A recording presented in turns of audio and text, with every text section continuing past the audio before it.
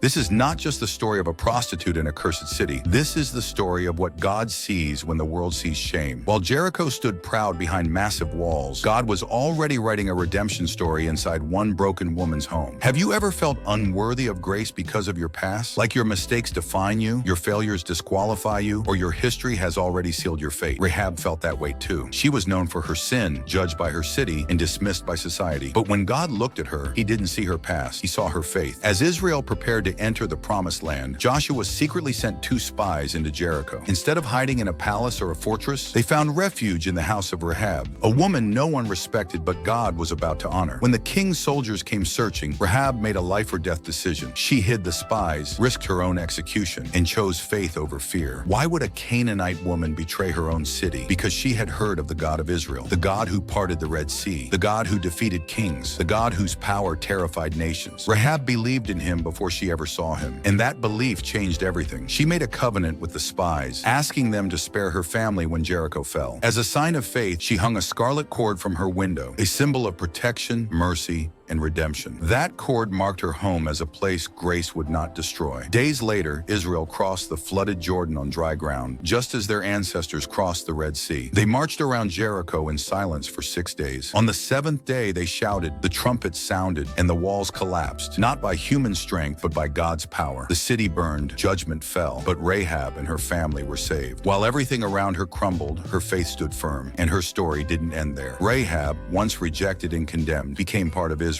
She married into the tribe of Judah. She became the mother of Boaz, the grandmother of King David, and generations later, part of the bloodline of Jesus Christ. A woman the world called sinful became part of God's greatest redemption story. Rahab teaches us this truth. No one is too broken to be chosen, too stained to be forgiven, or too far gone to be redeemed. God does not define you by your past. He defines you by your faith. If Rahab could be redeemed, so can you. If God could rewrite her story, he can rewrite yours. And sometimes, the people the world rejects become the ones God uses to change history.